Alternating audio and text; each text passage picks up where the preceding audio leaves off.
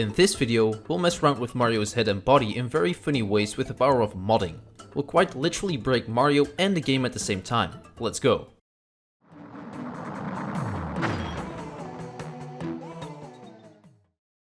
The first thing I did was making Mario giant after eating a mushroom. So after grabbing the mushroom, Mario grew way bigger than usual. It looked very cool, but sadly after moving, he went back to his normal size. I wasn't able to fix this either, but it could potentially make for a cool Mega Mushroom mod in the future if I can get it fixed. A weird side effect of altering these values is that small Mario's hands also grew for some reason, even though I didn't edit them at all. Something you should know before we continue is that in the files of Super Mario Maker 2, Mario's model in the NSMBU game style is split up into two pieces: his head and his body. This means we can edit both separately and give Mario very interesting proportions. I started with only enlarging the head, making it 2 times larger than normal. As you can see, Mario has become a 5 head. This effect is however only visual and doesn't affect any of the gameplay, meaning he can still do all his normal moves and the head hitbox stays the same. The effect also works on Big Mario and on all his power-up variations. Now you might be wondering, what does 5-head Mario look like while wearing a shelmet? And I'm here to give you the answer, but be warned.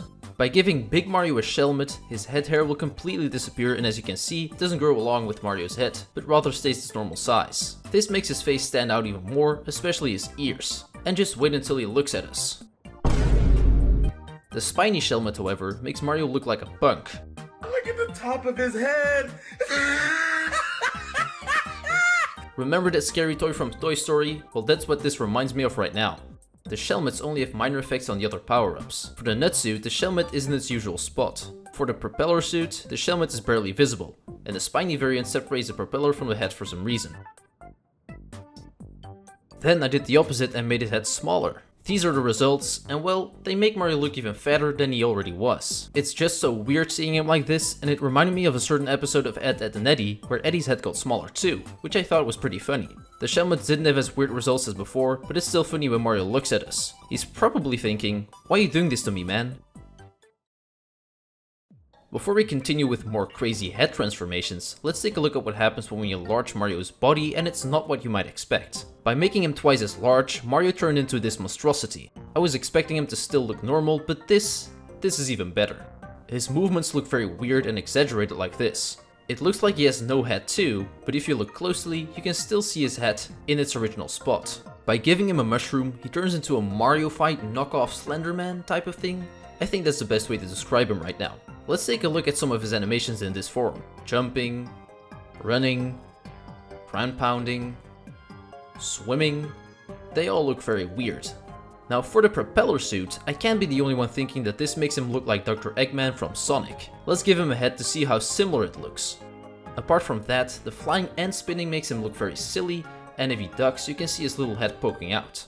The acorn suit didn't look as bad as I first imagined, but it was still pretty funny looking. Shelmets didn't really have any interesting effects here, but the dry bone shell did. It made Mario look like a bunny hopping around, only a little less cute. Mario on top of Yoshi was probably not Yoshi's most pleasant moment either. If we combine both the big head and body, we create a reality in which I probably don't ever want to live after seeing all this nightmare fuel.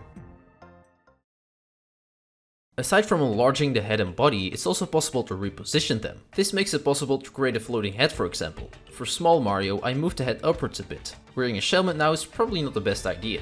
I moved Big Mario's head a bit to the front. This turns him into your small cousin, asking if you've got any games on your phone. He also likes sniffing the ground. Giving him a shelmet looks weird too, but when he turns his head, it kinda looks normal again. For the acorn suit, I did the opposite and moved the head backwards a bit. To me, it really looked like he was holding onto his body with his mouth, and while ducking, it seemed like he was taking on a fighting stance. A shelmet covered his face, as his head was behind it. For the propeller suit, I moved the head downwards and it turned out very well actually. It made him look like a bodiless person, which I thought looked pretty cool. The flying looked pretty dope as well like this. Similar to this, we can rotate Mario's head, which created some more scary moments. Let's take a look. Big Mario's head was rotated 180 degrees on the y-axis, which means he's now always looking backwards. You can see it even better when he looks at us, or in this case, looks at the background windows. It does get a bit more scary when he climbs a vine though. It just doesn't feel right. Underneath the shelmet, quite literally nothing can be seen either. Nut Mario always looks straight left, and seeing him look into the distance like this doesn't really relax me. I did the opposite for the copter suit, so he always looked straight right. We can also make him look straight upwards, which looks like this. I wonder what he's looking at. We can completely break his neck too by placing his head upside down. I'm sorry Mario, but it had to be done in the name of science. If he wears the helmet now, it sort of looks like he's some kind of ninja in my opinion. Oh, and here's a better look at his broken neck. The body can also be rotated around, but once again it makes it glitch out pretty hard, especially the arms. It's like his arms and legs are broken without him feeling any pain. When grabbing items, the arms and hands aren't even in the right spot. Right here I rotated the body 180 degrees, which also looks very broken. In the dry bone shell, it makes his arms look like tails. Here are some more examples of rotated bodies.